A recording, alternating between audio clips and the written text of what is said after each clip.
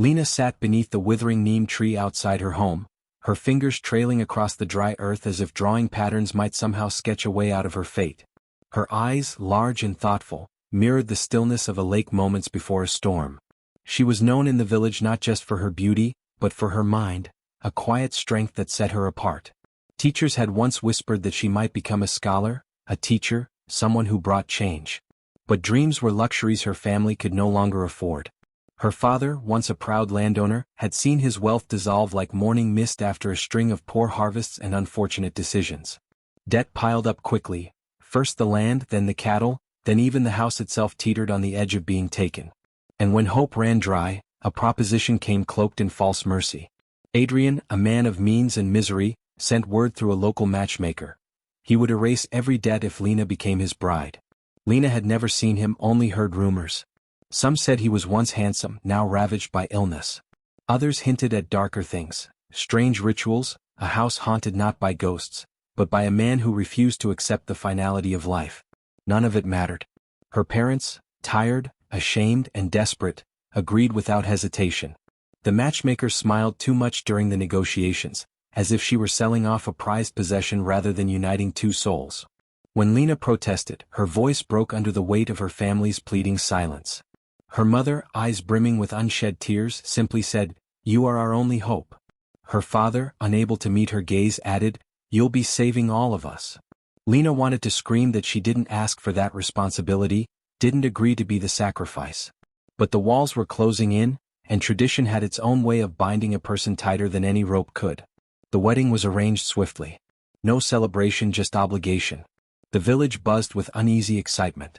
The wealthy Adrian, long hidden away in his grand crumbling mansion, had chosen a bride, young beautiful Lena, the girl who should have had a future paved with books and freedom. The ceremony was held in muted tones. No colorful bangles chimed joyfully, no music played loud enough to cover the quiet dread in Lena's chest. Her dress was heavy, ornate, and suffocating. Every step she took felt like walking deeper into a tomb. Guests whispered behind their veils. Some said Adrian had insisted on the wedding happening before the next full moon for reasons no one dared ask. Others noted how pale he looked, sitting beneath a canopy of marigolds that seemed more appropriate for a funeral than a union. He barely moved, his eyes sunken but sharp, fixated on Lena with a gaze that made her skin crawl. When she sat beside him, she felt colder than she'd ever felt in her life. His hand found hers and gripped it, not lovingly, but like a man clutching onto something he refused to lose. Lena didn't cry. Not when the vows were exchanged. Not when the red mark was drawn on her forehead. Not even when the final rites were spoken and she was declared someone's wife, no longer her own. Her tears had dried days ago, the moment she realized no one was listening to her, no.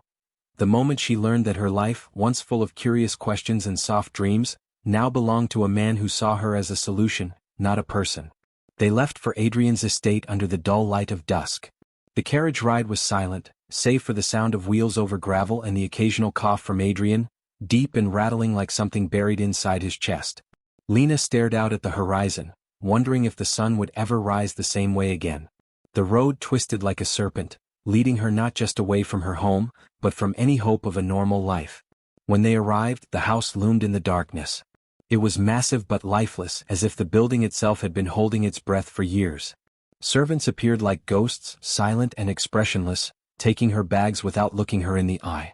Inside, candles flickered against stone walls lined with strange paintings, faces blurred, eyes too wide. The air was thick, musty, and clung to her like the weight of regret. Adrian showed her to her room. It was lavish but cold, golden curtains over dusty windows, a vanity too clean, and a mirror that didn't quite reflect the light right. He stood at the doorway watching her. "You are mine now," he said softly, as if that declaration meant something sacred. Lena turned away from him and stepped into the room. The door clicked shut behind her, sealing her fate. As she sat on the edge of the ornate bed, heart thudding in a rhythm that didn't feel like her own, one truth settled deep into her bones: she was no longer a girl with choices. She was a wife in a house that felt like a cage. And somewhere in the pit of her stomach, a quiet dread stirred, whispering that her story was just beginning. Lena sat beneath the withering neem tree outside her home, her fingers trailing across the dry earth as if drawing patterns might somehow sketch a way out of her fate. Her eyes, large and thoughtful, mirrored the stillness of a lake moments before a storm. She was known in the village not just for her beauty, but for her mind, a quiet strength that set her apart. Teachers had once whispered that she might become a scholar, a teacher, someone who brought change. But dreams were luxuries her family could no longer afford. Her father, once a proud landowner, had seen his wealth dissolve like morning mist after a string of poor harvests and unfortunate decisions. Debt piled up quickly, first the land, then the cattle, then even the house itself teetered on the edge of being taken. And when hope ran dry, a proposition came cloaked in false mercy. Adrian, a man of means and misery, sent word through a local matchmaker. He would erase every debt if Lena became his bride. Lena had never seen him, only heard rumors. Some said he was once handsome, now ravaged by illness. Others hinted at darker things, strange rituals, a house haunted not by ghosts, but by a man who refused to accept the finality of life. None of it mattered. Her parents, tired, ashamed, and desperate, agreed without hesitation. The matchmaker smiled too much during the negotiations, as if she were selling off a prized possession rather than uniting two souls. When Lena protested, her voice broke under the weight of her family's pleading silence. Her mother, eyes brimming with unshed tears, simply said, "You are our only hope." Her father, unable to meet her gaze, added, "You'll be saving all of us." Lena wanted to scream that she didn't ask for that responsibility, didn't agree to be the sacrifice. But the walls were closing in, and tradition had its own way of binding a person tighter than any rope could. The wedding was arranged swiftly. No celebration, just obligation. The village buzzed with uneasy excitement. The wealthy Adrian, long hidden away in his grand crumbling mansion, had chosen a bride, young beautiful Lena, the girl who should have had a future paved with books and freedom. The ceremony was held in muted tones. No colorful bangles chimed joyfully, no music played loud enough to cover the quiet dread in Lena's chest. Her dress was heavy, ornate, and suffocating. Every step she took felt like walking deeper into a tomb. Guests whispered behind their veils. Some said Adrian had insisted on the wedding happening before the next full moon for reasons no one dared ask. Others noted how pale he looked, sitting beneath a canopy of marigolds that seemed more appropriate for a funeral than a union. He barely moved, his eyes sunken but sharp, fixated on Lena with a gaze that made her skin crawl. When she sat beside him, she felt colder than she'd ever felt in her life. His hand found hers and gripped it, not lovingly, but like a man clutching onto something he refused to lose. Lena didn't cry. Not when the vows were exchanged. Not when the red mark was drawn on her forehead. Not even when the final rites were spoken and she was declared someone's wife, no longer her own. Her tears had dried days ago, the moment she realized no one was listening to her. No. The moment she learned that her life, once full of curious questions and soft dreams, now belonged to a man who saw her as a solution, not a person. They left for Adrian's estate under the dull light of dusk. The carriage ride was silent, save for the sound of wheels over gravel and the occasional cough from Adrian, deep and rattling like something buried inside his chest. Lena stared out at the horizon, wondering if the sun would ever rise the same way again. The road twisted like a serpent, leading her not just away from her home, but from any hope of a normal life. When they arrived, the house loomed in the darkness. It was massive but lifeless, as if the building itself had been holding its breath for years. Servants appeared like ghosts, silent and expressionless, taking her bags without looking her in the eye. Inside, candles flickered against stone walls lined with strange paintings, faces blurred, eyes too wide. The air was thick, musty, and clung to her like the weight of regret. Adrian showed her to her room. It was lavish but cold, golden curtains over dusty windows, a vanity too clean, and a mirror that didn't quite reflect the light right. He stood at the doorway watching her. "You are mine now," he said softly, as if that declaration meant something sacred. Lena turned away from him and stepped into the room. The door clicked shut behind her, sealing her fate. As she sat on the edge of the ornate bed, heart thudding in a rhythm that didn't feel like her own, one truth settled deep into her bones: she was no longer a girl with choices. She was a wife in a house that felt like a cage. And somewhere in the pit of her stomach, a quiet dread stirred, whispering that her story was just beginning. The night Adrian died, the house was quieter than usual, unnaturally still, as if the walls themselves were holding their breath.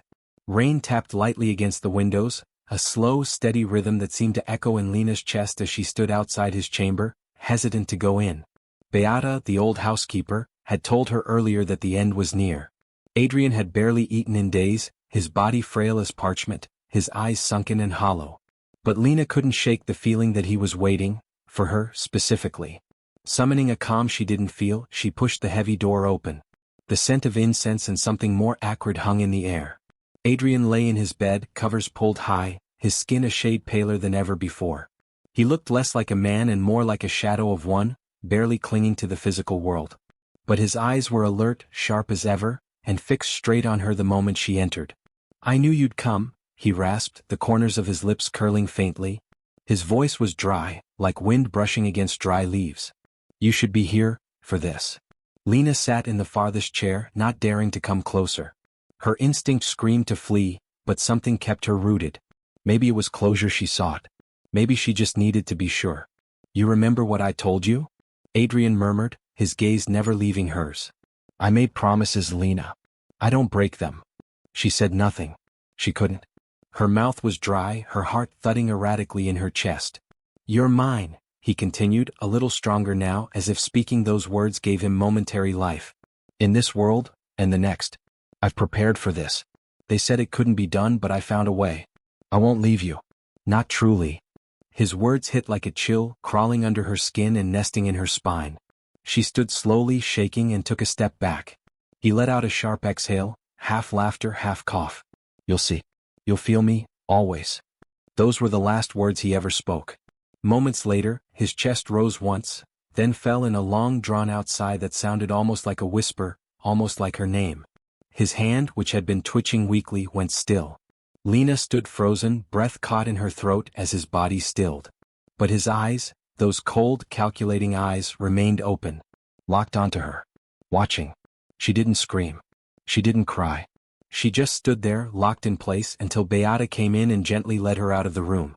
Lena walked like someone in a dream, her thoughts floating far away from the dimly lit corridor, from the scent of death that seemed to follow her like a fog. She didn't look back. She couldn't. The funeral was held 2 days later. Dark clouds loomed overhead, though the rain held off.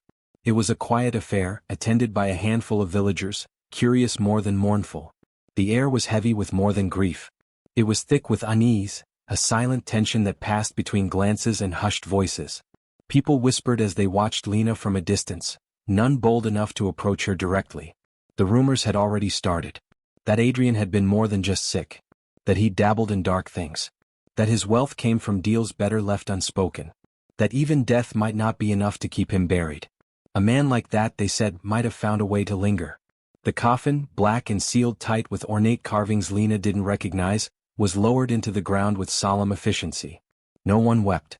Even Beata, standing stiff beside Lena, wore an unreadable expression, somewhere between exhaustion and fear. When it was over, Lena stood at the edge of the grave long after everyone else had turned away. The wind picked up slightly, carrying with it a faint scent of incense and something else, something metallic. She shivered, wrapping her shawl tighter around her shoulders. The priest had recited all the rites, said the words meant to guide a soul to peace. But Lena wasn't convinced. Not after what he said. Not after the way his eyes had stared, unblinking, into hers as life slipped from his body. Beata's voice pulled her back. "He's gone, child," the old woman said softly, though her tone lacked conviction. "Go home. Try to forget." Lena nodded, but the words rang hollow. She didn't believe he was gone. Not really. Still, she left the estate that evening. She packed her few belongings, said a quiet goodbye to the servants, most of whom avoided her gaze, and stepped into the carriage that would take her back to her family's modest home. Her parents received her with relief and guilt. Her mother embraced her with trembling arms, whispering apologies over and over again. Her father couldn't meet her eyes but told her she was brave. They tried to make her comfortable, filling her days with small distractions, helping in the kitchen, tending to the garden, catching up on village life. But the shadow of the mansion followed her. Every time she closed her eyes, she saw Adrian's face. Every time the wind rustled through the trees, she imagined his whisper. At night, her dreams twisted. She saw him standing at the foot of her bed, eyes glowing, mouth moving without sound. She heard doors creak open when none were near. Sometimes she'd wake to the faint scent of smoke, like the incense he'd always burned. Other times, it was the cold that roused her, a chill that no blanket could warm, a stillness that made her breath catch. Her family dismissed her unease, attributing it to trauma. They told her to rest, to give it time. But Lena knew better. This wasn't mourning. It wasn't fear of memory. It was presence. He had promised her that he wouldn't leave. And Adrian was never a man who broke promises. She was free now by all appearances, no longer a wife, no longer a possession. But even in the warmth of her childhood home, even surrounded by family, she felt the invisible chains clinking softly around her. Something had followed her from that house. Something unseen, unheard, yet ever so present. The nightmare, she would soon realize, had only just begun. The first few weeks back at home gave Lena the illusion of safety. Her mother's gentle care, the familiar scent of baked bread, the clatter of her father's tools in the shed, it was all grounding, like thread stitching her back into the fabric of a life she thought she'd lost. She began eating properly again, tentative but real meals that brought color back to her cheeks. Sometimes she caught herself smiling at little things. Her younger cousin's stories, a bird bathing in a puddle, the smell of rain on the warm stone. There were moments she almost believed it was over. That Adrian's hold had died with him. That the man who had haunted her waking life and tormented her nights had finally, truly vanished. She let herself imagine a future. One where she could study, perhaps become a teacher, or even leave the village someday. But deep down, beneath the layers of routine and soft reassurances, something twisted inside her remained taut and watchful, waiting for the darkness to return. It didn't wait long. The first sign was her bedroom mirror. One morning she found it cracked, 3 sharp lines splitting the glass from corner to corner, though no object had touched it. She stared at it for a long time, her reflection distorted and broken, and a chill passed over her. Her mother assumed it was age, or perhaps the wood had swollen from the changing seasons. Lena nodded, pretending to agree, but the way the cracks seemed to form a jagged A unsettled her far more than she admitted. At night, whispers began. At first, she convinced herself it was just her imagination, the wind catching through loose shutters, her thoughts echoing back at her. But the sounds became more distinct. Words took shape, too low to be understood but unmistakably there. They came from corners of her room, from under the bed, from the very walls. She tried pressing her hands to her ears, burying herself under blankets, but it didn't help. The voices were inside the room, inside her. The dreams came next. Heavy, suffocating, filled with fog and cold and the sound of his cane tapping against stone. She would wander unfamiliar corridors lined with ancient books, mirrors that bled black smoke, and always Adrian waiting in the distance. He never rushed her. He only held out his hand and said, "Come home, Lena." His voice wasn't angry or threatening. It was patient. Inevitable. She'd wake up drenched in sweat, her throat raw from screams she couldn't remember making. Her mother would find her pacing the room, wild-eyed, whispering that she wasn't crazy, she wasn't. Her father began leaving lamps burning overnight. Her aunt brought herbs and charms, quietly placing them beneath her pillow. But none of it helped. The shadows persisted. Even the animals noticed. The family's old cat, Juno, who had always curled up on Lena's bed, now refused to enter her room. She'd hiss at the doorway, her fur bristling, and bolt down the hall. Birds avoided the windows where Lena sat. The neighbor's dog once growled and barked ferociously at her as she passed, straining on its leash until it nearly choked. The world, it seemed, had sensed something attached to her, something wrong. Lena tried to keep it all to herself. She told her mother only what she needed to. She smiled through dinner, laughed when expected, and helped around the house. But inside she was unraveling. Each night the pressure grew. The dreams became clearer. She no longer just saw Adrian, she felt him. His breath against her neck. The weight of his hand on her shoulder. The cold that clung to her skin even after she woke. And then came the night that shattered the thin veil of denial. She woke just before dawn, her body aching, drenched in cold sweat. Something felt off. Her arm burned slightly, a deep, stinging throb that pulsed beneath her skin. As she threw off the blanket and lifted her sleeve, her breath caught in her throat. There, carved into the soft flesh of her forearm, in letters too deliberate to be accidental, was one word. Adrian. The name stretched in pale, raised letters, thin scabs already forming along the edges. Not a dream. Not a hallucination. The pain was real. The wound was real. She stared at it in horror, unable to move. Her mind spun with questions she couldn't answer. She hadn't scratched herself. There were no sharp objects nearby. No one could have entered her room. And yet there it was, his name etched into her like a brand. Her breath came in shallow gasps as panic clawed its way up her throat. She stumbled into the washroom, scrubbing at the mark with trembling hands, but it didn't fade. It only bled slightly, the letters glowing angrily in the weak morning light. She didn't tell anyone. Not that morning. Not even when her mother asked if she'd been hurt, noticing the bandage Lena had hastily wrapped around her arm. "Just a scrape," she lied, her voice hollow. She feared what her family would say. Feared they'd think she was losing her mind. And more than anything, she feared she wasn't. Because the truth was starting to settle like ash in her bones. Adrian was not gone. He had never left. And whatever he'd done, whatever strange rites or dark promises he had made, were not bound by death. His spirit, his will, his obsession had followed her. Haunted her. Possessed her. The uneasy peace she'd clung to was shattered. And the haunting had only just begun. Lena's descent into full possession didn't happen in a single night. It came in increments, quiet, unassuming at first. A door that wouldn't stay closed despite her locking it. Her hairbrush moving from her vanity to her nightstand without explanation. Whispers that no longer waited for sleep, but came while she was fully awake. At first, she tried to rationalize it, clinging to the idea that stress, grief, and exhaustion were distorting her perception. But there came a moment, an undeniable, horrifying moment, when she could no longer pretend. It was the night she heard her own voice speaking while she slept. Her mother had woken to get water and passed Lena's room when she heard her daughter muttering. At first it sounded like sleep talk, unintelligible and low. But then the words sharpened, took form, and they were not Lena's words. Not even her tone. It was deeper, colder. A man's voice layered atop hers saying, "She's mine." She made a vow. "No man will take her from me." Her mother screamed. Lena woke in a panic, surrounded by her family. They were pale with fear, staring at her as though she'd turned into something else. She had no memory of speaking. Her throat felt raw. And when she looked into the mirror that morning, her eyes seemed different, distant. A sliver of him stared back. After that, the haunting intensified. Objects didn't just move, they hurled themselves. A chair across the room. A glass that shattered inches from her brother's hand. A family photograph that burst into flames while Lena sat nearby, frozen and silent. Her bedroom door slammed shut at random times, sometimes locking her in, sometimes locking everyone else out. She began to isolate herself entirely. She no longer joined the family for meals. No longer responded to her cousin's attempts to cheer her up or her mother's pleading questions. She barely left her room, terrified of what might happen if she did.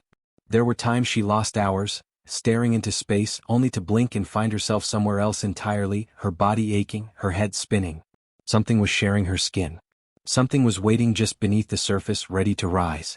A bruise bloomed on her thigh one morning, deep and angry though she hadn't fallen. Then more followed, on her arms, her ribs, her back. Her nails chipped and cracked as if she'd been clawing at something. Her hair thinned in spots. She was wasting away and no doctor could explain it. It was her father's old friend, Elias, who brought help. A spiritual practitioner named Mara, a woman in her 60s with sharp eyes and a calm that unnerved everyone. Mara arrived with candles, bells, herbs, and confidence. "This is not just a haunting," she said after spending 1 hour in Lena's room. "It's an attachment. He's not haunting the space, he's haunting her. He believes they're still bound. Married." Lena wanted to laugh and cry at once. Of course Adrian believed that. He had said it, "You're mine until the end, and after." The man who in life refused to let go had, in death, only tightened his grip. Mara performed rituals for days. She burned sage so thick it made everyone's eyes water. She drew circles of salt, recited old prayers in a language none of them recognized, and placed protection symbols above every window and door. But nothing worked. Adrian's presence grew more violent. The walls of Lena's room bled, long red lines that vanished the moment someone tried to photograph them. Her bed levitated briefly during a session. Mara was thrown against the wall. She didn't come back after that. Now Lena was truly alone. Her family, frightened and helpless, avoided her room. Her father spoke of sending her away to a hospital, but Lena overheard and begged him not to. She didn't need doctors. She needed Adrian gone. She needed freedom. But Adrian had no intention of setting her free. He became jealous of any male presence in her life. When her brother came to deliver food, the lights flickered violently and the door slammed shut behind him, trapping him inside for nearly an hour. When a young man from the village, someone Lena had once laughed with at a harvest festival, stopped by to offer help, his cart mysteriously overturned and caught fire. He didn't return. Even when she spoke kindly to her father, the cold would seep into the room. Adrian's spirit was listening, always listening, and he didn't approve. The bruises grew worse. Sometimes she woke to find finger-shaped marks on her arms, around her neck. Once she was dragged from her bed and left sprawled on the cold floor, sobbing, terrified. The old mirror cracked again, this time right down the center, and the reflection that stared back wasn't entirely her own. Adrian's voice was no longer confined to dreams. He whispered in her ear while she sat in silence. He mocked her when she prayed. He called her pet names he'd used in life, names that now felt like chains tightening around her. "My Lena," he would say. "You made a promise. We belong together." She tried to leave once. She gathered her things in the early morning and snuck out through the back door, heart pounding with a mixture of hope and fear. But before she reached the edge of the garden, a force struck her down, an invisible shove that left her sprawled in the mud, gasping. Her ankle twisted so badly she couldn't walk. The gate slammed shut, locking on its own. From then on she stopped trying. Her world became her room. Her prison. She couldn't write. She couldn't sing. Even her thoughts weren't entirely her own anymore. Adrian invaded them, whispered through them, stained them with memory and control. She began to forget what her voice sounded like when it wasn't echoing his words. And still he said he loved her. Still he said he was doing this for her. The house grew quieter. The family more distant. Lena no longer cried. There were no tears left. Only exhaustion. Only terror. Because Adrian wasn't just haunting her. He was becoming her. Lena left in the dead of night. She didn't tell her parents, didn't leave a note. Her only company was the pale moonlight and the soft rustle of leaves as she slipped out the back door, her bruises hidden beneath layers of worn clothing, her trembling hands clutching a bag that held nothing more than a change of clothes, a few coins and a fading hope. Every step away from the house felt like treason, but also like breathing for the first time in months. Her destination was a village deep in the forested outskirts, a place so small and isolated that most maps didn't mark it. Her Aunt Mariel lived there, a woman her mother rarely spoke of, known in family whispers as odd, eccentric but kind. Lena hoped that her distance from everything would offer protection. Maybe Adrian couldn't follow her that far. Maybe, just maybe, the bond tethering him to her would weaken with space. Mariel welcomed her with a surprised but warm embrace, no questions asked. She offered her a bed in the attic and hot soup by the fire.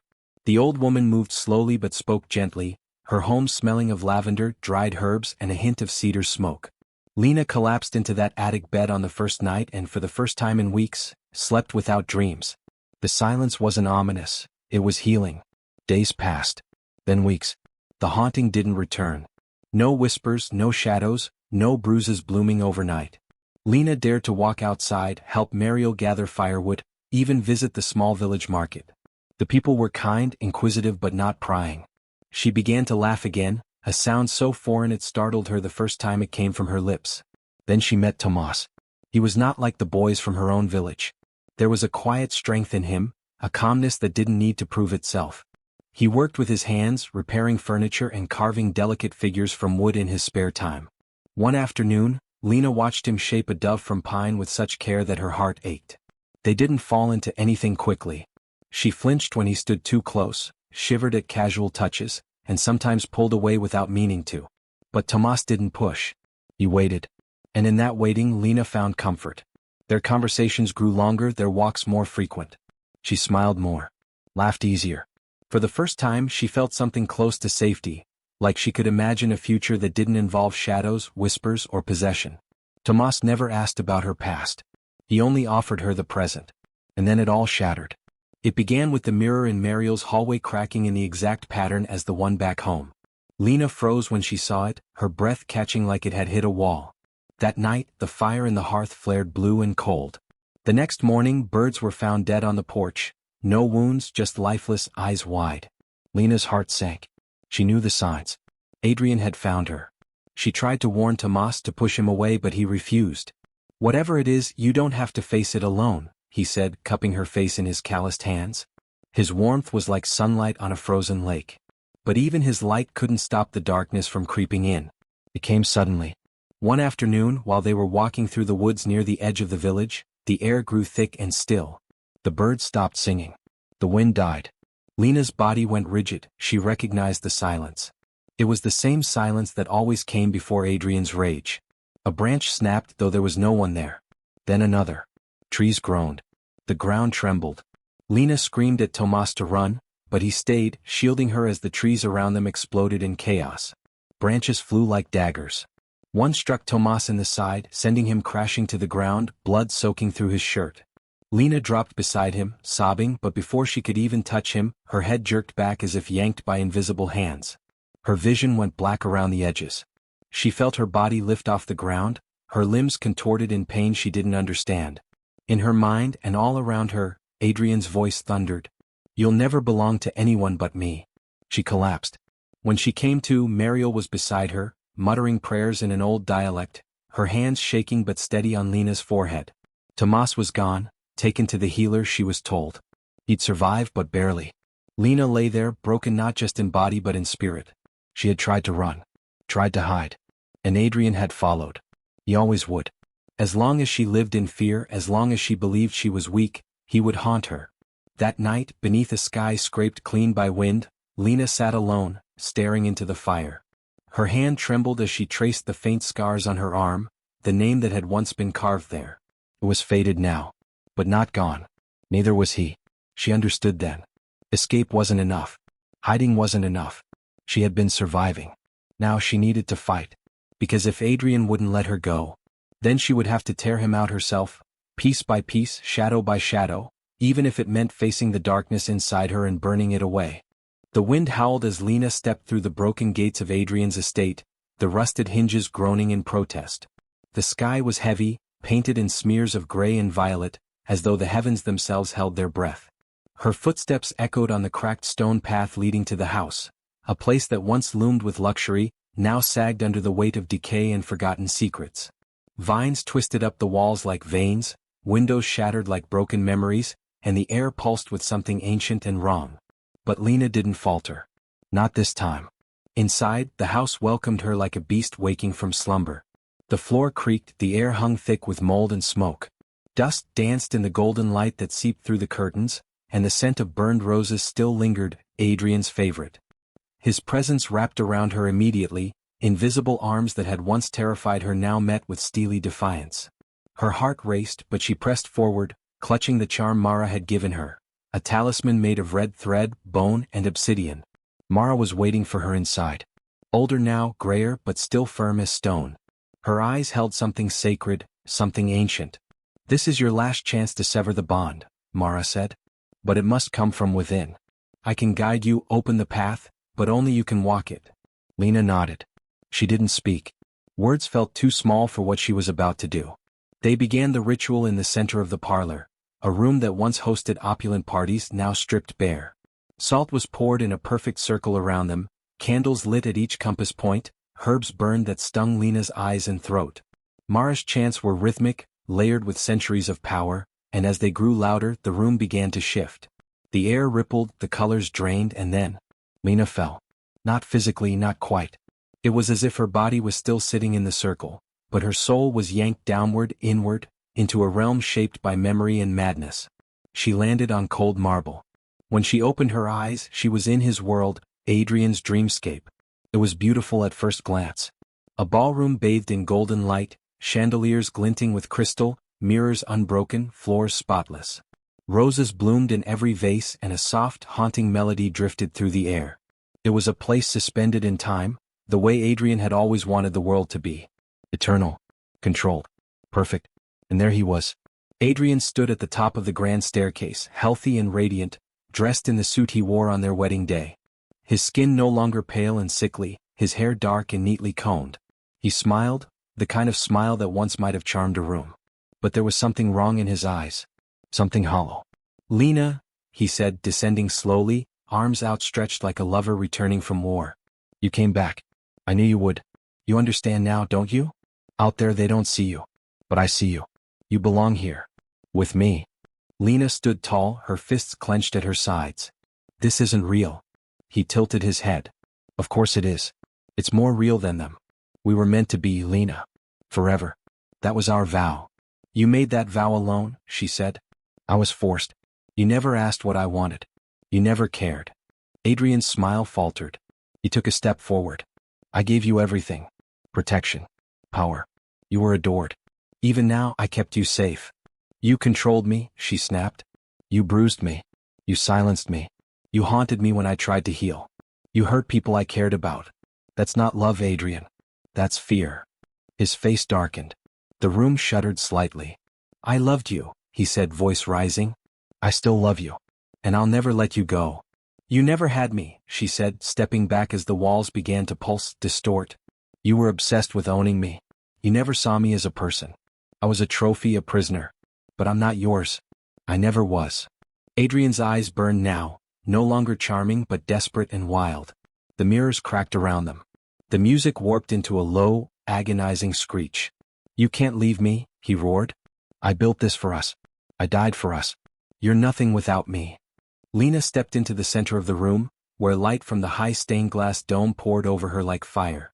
She raised the talisman and it began to glow, not with magic from Mara but from Lena herself. Her own strength. Her own will. I choose me, she said loud and clear. I choose freedom. I choose to live. You are not my forever. You are a wound I am finally healing. Adrian screamed. The world cracked. The golden ballroom twisted into smoke and ash. The roses withered instantly.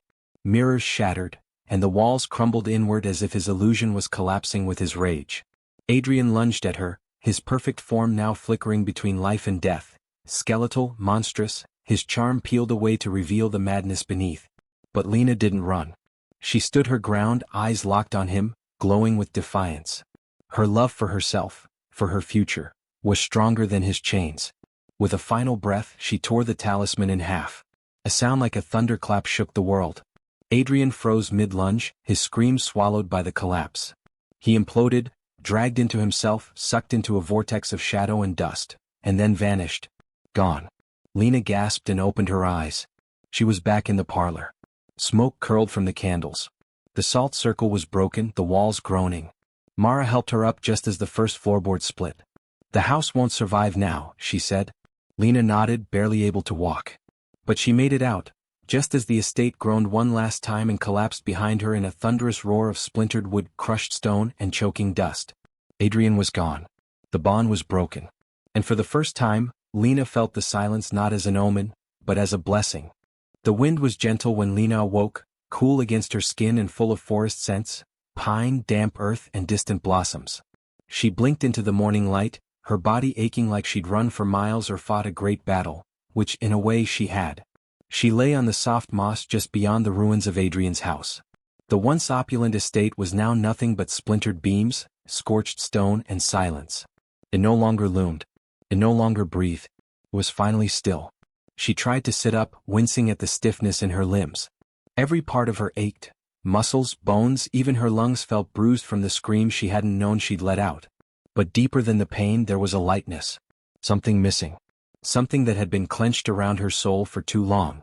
Adrian was gone. Not just dead. Gone. No more whispers. No more icy touches in the dark. No more shadows moving where they shouldn't. She didn't need a mirror to know the haunted look had left her eyes. Her shoulders sagged, not with defeat but with relief. A final burden dropped. Mara found her a short while later and helped her up without a word. The old woman's eyes were damp, her weathered face warm with pride. It's over, she said softly, like it was a spell that might be broken if said too loudly. Lena nodded. She didn't cry, not then. There was no space for tears in that moment, only breath. The journey back to her aunt's home was long and quiet. Lena slept most of the way, her body slowly recovering from what her spirit had endured. When they arrived, the first thing she did was ask about Tomas. He was alive. Recovering slowly. The attack had left him with a limp and a long scar along his ribs, but his spirit had not been broken. He was staying at the healer's cottage nearby, and though she hesitated, Lena knew she had to face him. She waited until the sun was low in the sky, casting long amber rays across the hills. She walked to the healer's with her heart in her throat, clutching a small bouquet of wildflowers in her hand, not as a romantic gesture but an offering of honesty. Tomas was sitting on the porch, whittling again. When he saw her, he stood, not in shock or fear but with quiet recognition. As if he'd been waiting for her all this time. "Hi," she said, her voice hoarse. "Hi," he replied, setting the carving aside. "You came back." "I did. And I owe you the truth." So she told him everything. She told him about Adrian, the forced marriage, the strange symbols, the obsession with death. She told him about the haunting, the bruises, the voices, the way her mind had nearly fractured beneath the weight of Adrian's spirit. She didn't leave out the pain, the terror, the guilt that clung to her for surviving something so dark. She told him about the final confrontation, how she chose herself. And Tomas listened. Not once did he interrupt. Not once did he look at her with pity or fear. When she finished, there were tears in her eyes, but her voice was steady. You don't have to forgive me, she said.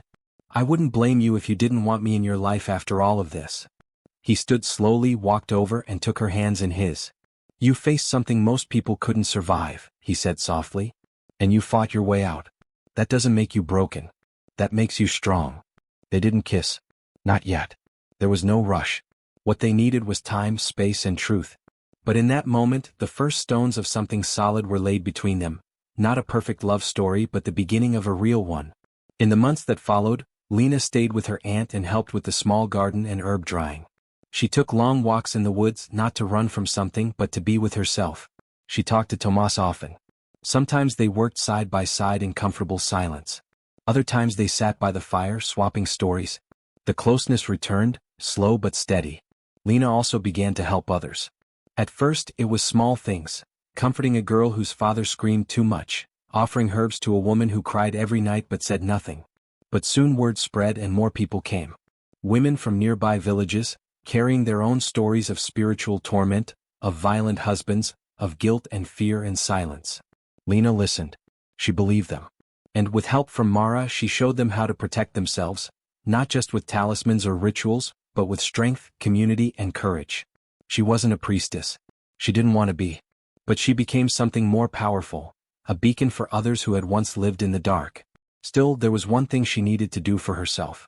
She returned to Adrian's grave site. The land was barren, the ruins cleared by time and fire.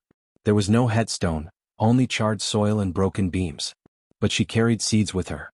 Not flowers for mourning. Flowers for healing. Lena planted a small garden. Lavender for peace. Rosemary for memory, not of him but of what she had survived. Marigolds for strength.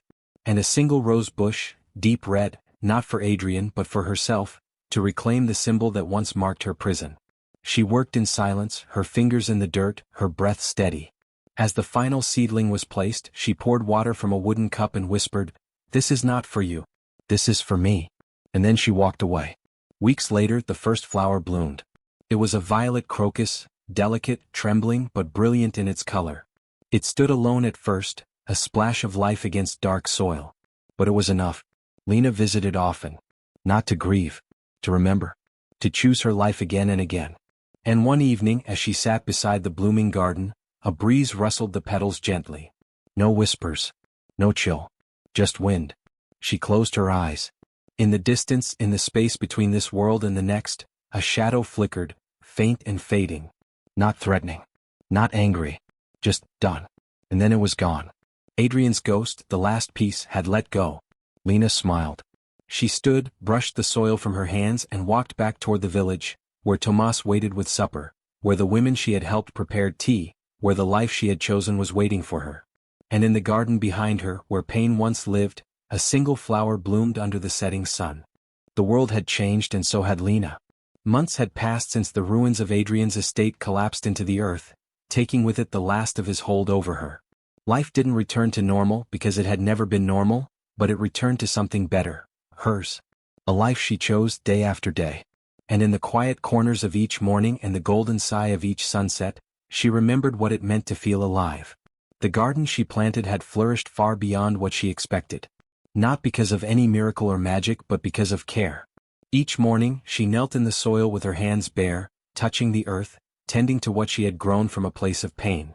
The flowers, the herbs, the soft brush of leaves in the wind, it was all proof that beauty could return to even the most haunted places. The garden wasn't a memorial to Adrian. It was a declaration of survival. Of rebirth. Sometimes people passed by and asked who the garden was for. "Myself," she'd say. "And anyone who needs to remember they can start again." Lena had never seen herself as strong before.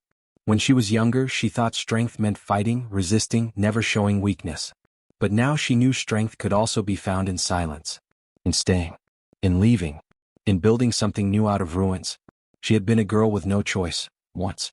But now she made choices every day that pulled her further from the shadow of what she had endured. Her bond with Tomas had deepened as well. They never rushed things, never forced a name onto what they were building. Love had been something weaponized against her in the past, twisted into control and manipulation. So this time it needed to be soft, kind, real. Some days they were simply friends, sharing laughter, helping each other with the day's work, walking through the fields in comfortable silence. Other days they were more. They learned each other's scars like sacred scripture, never rushing to heal what needed time. Tomas had said once, after she woke from a nightmare and found herself trembling on his porch, "You don't owe me peace. But if it ever shows up, I'll be waiting." And he was. Always. But love wasn't the only part of her life. Lena had grown into a pillar of quiet strength in the village. Women began coming to her not just for herbs or dreams interpreted, but for the stories she told. They'd gather in the small clearing near her garden, sometimes by firelight, sometimes under the wide sky, and they would share. Not always horrors, though many carried deep ones. Sometimes it was just the relief of being seen, being believed. One woman, Elira, came with a haunted look in her eyes, after escaping a husband who burned her letters and locked her in rooms. She had bruises that never faded completely, not from fists but from years of silence. Lena listened. She didn't rush to fix her. She just sat beside her as the pieces came loose. And when Elira cried, Lena held her hand saying only, "You're not alone anymore." Another, Meryl, had no bruises but bore the weight of her dead fiancé's voice in her dreams, always calling her back, always blaming her for moving on. Lena taught her how to say goodbye, and when the woman wept over a bowl of herbs and smoke, Lena whispered, "You deserve to live." Healing was slow. It wasn't always beautiful. Some days were hard, filled with old memories that resurfaced without warning, with the ache of things unsaid and wounds that didn't scar neatly. But even on those days, Lena did not give up. She had learned that healing wasn't a destination, but a path you chose again and again, sometimes crawling, sometimes dancing, but always forward. She often returned to the grave site, not for Adrian but for herself. It wasn't a place of mourning. It was where she spoke to her younger self, the one who had cried silently as wedding vows were forced upon her, who had slept beside a man she feared, who had screamed without sound in a house that fed on her dread. Lena would sit beneath the growing rose bush, now full and wild with color, and close her eyes. "You survived," she'd whisper. "You did more than survive. You broke free." Once she brought a piece of paper with her. It was the last letter Adrian had written before his death, one she had found hidden in the lining of his study drawer. In it, he rambled about eternity, about being tethered beyond death, about how death is only a door when love is unfinished. She read it only once. Then she burned it, letting the ashes fall among the roots of her roses. "Your love was never mine," she said aloud. "And your eternity ends here." In burning that letter, she didn't erase what happened. She reclaimed the ending. The final ghost, the last echo, was silence. Not haunting silence, but the kind that lives in peaceful mornings, in birdsong, in laughter carried on the wind. The kind of silence that heals. One morning as she watched the sun crest over the hills, Tomas sat beside her. He placed a small wooden box in her lap, hand-carved, delicate. Inside was a pendant, a small crocus flower pressed into glass, the first one that bloomed in her garden. "For remembering," he said softly. Lena looked up at him. "Not of him. Of me." He nodded. "Always you." And finally she cried. Not because of fear, not because of pain, but because after everything she was still here. She had faced death, madness, and possession. She had walked into the darkest parts of herself and returned with light. Her life had been rewritten, not erased, and her future now belonged to her. Every ghost she had carried was laid to rest, and in their place bloomed truth, courage, and love. The village changed with her. Stories of haunted women turned into stories of strong ones. Girls grew up knowing their voices mattered.